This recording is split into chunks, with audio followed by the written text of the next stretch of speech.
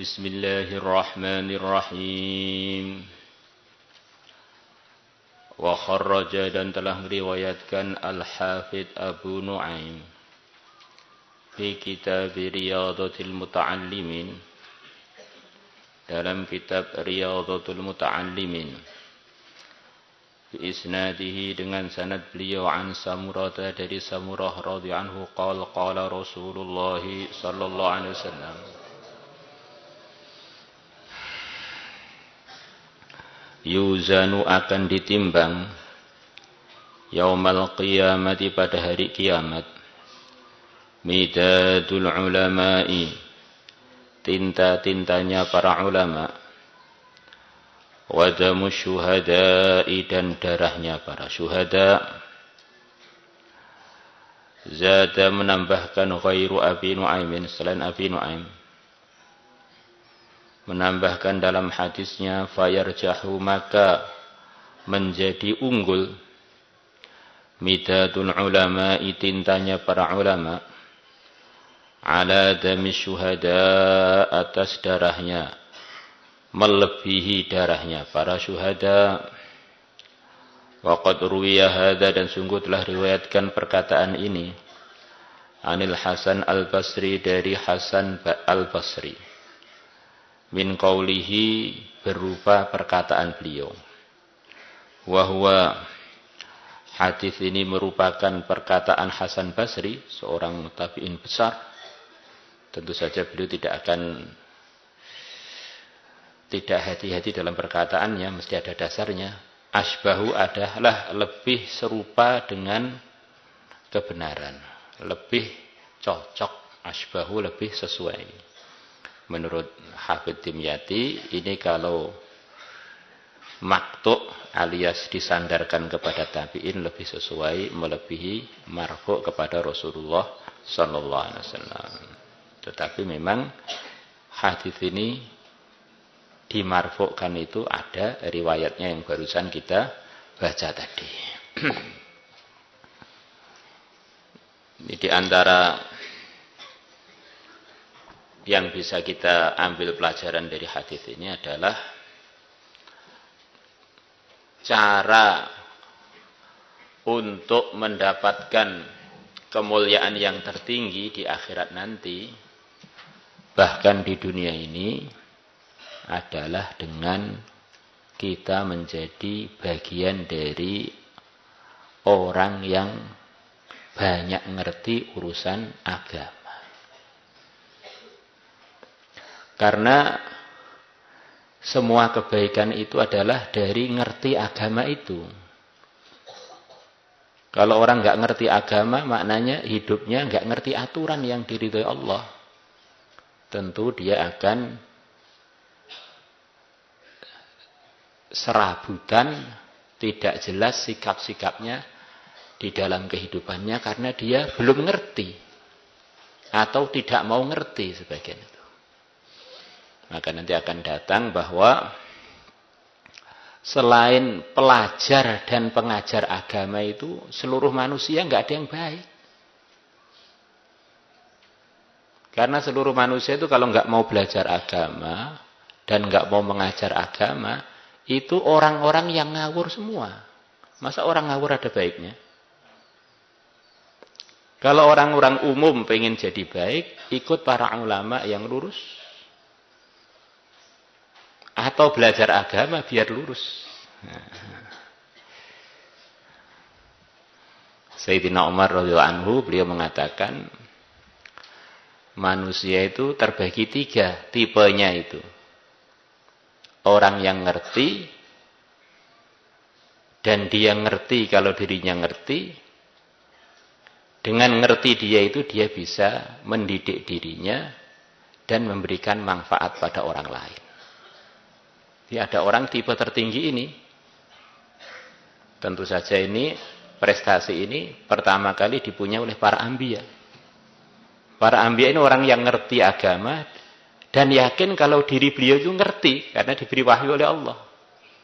Di antara kewajibannya para anbiya pada dirinya, meyakini bahwa dirinya adalah utusan Allah. Kemudian ilmu-ilmu yang beliau telah tahu itu disampaikan kepada umat. Kemudian tentu tokoh-tokoh agama yang memang dia ini dimufakati, ngerti agama dengan benar, dan dia ngerti bahwa ini pengertian dia memang pasti benar. Akhirnya disampaikan kepada para orang lain. Ini tentu saja tertingginya para sahabat, tertingginya para muftinya sahabat. Muftinya sahabat paling tinggi ya Al-Khulafaur Rasyidun. Kemudian tipe yang kedua, orang yang tidak ngerti. Tapi tahu diri kalau saya ini memang nggak ngerti. Akhirnya dia mengikuti orang-orang yang ngerti. Akhirnya walaupun dia nggak ngerti, tetapi lurus karena ikut orang-orang yang ngerti. Kemudian yang ketiga, orang yang tidak ngerti.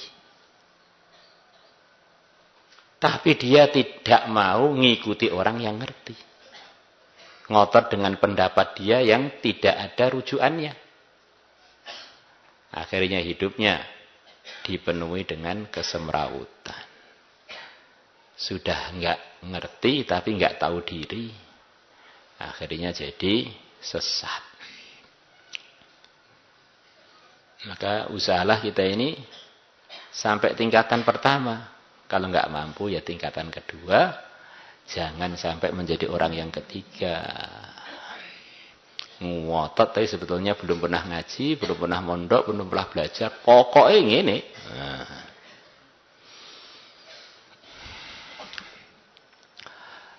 Maka itulah yang dikatakan sebagian ulama, kalau kamu nggak punya nasab zahir, maksudnya nggak punya nasab ke Rasulullah, ke orang Quraisy, maka jangan putus asa. Allah membuka kepada seluruh umat. Di samping memang kita ini bernasab kepada Nabi Adam, Nabi Nuh. Untuk kita punya kesempatan, punya derajat yang tinggi. Yaitu dengan bernasab kepada ilmu-ilmu yang telah diajarkan oleh Rasulullah kepada umat. Rajin ngaji, difahami, dipraktekkan, didakwahkan. Allah sendiri yang jamin dia akan diangkat derajatnya oleh Allah. Yarfa'illahu alladhina amanu minkum walladhina utul ilma darajat.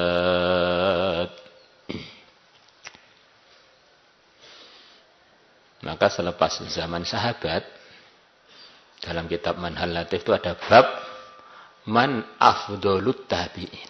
Atau afdolut tabi'in itu siapa? Tabi'in yang paling mulia itu siapa? Orang-orang Mekah mengatakan bahwa tabi'in yang paling mulia menurut beliaunya adalah Atha ibnu Abi Rabah. Lah Atha ini beliau siapa? Mantan budak yang dimerdekakan. Orangnya hitam, tinggi besar. Mungkin mirip jamaah yang kemarin baru datang dari Afrika. Tinggi-tinggi, Masya Allah. Kita di sampingnya jadi seperti semut. Kalau beliau duduknya itu saking gedenya dan legam hitam seperti gagak raksasa. Begitu alimnya beliau, sampai suatu hari ulama besarnya sahabat yaitu Ibnu Umar radhiyallahu anhuma datang ke Mekah. Orang-orang Mekah sebagian nanya macam-macam pertanyaan agama kepada sahabat Ibnu Umar radhiyallahu anhuma. Maka sahabat Ibnu Umar menegur orang-orang Mekah.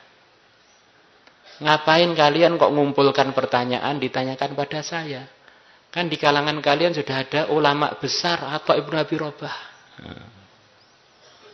Atajma'una liya al-masaila wa fikum Atha ibnu Abi Rabah.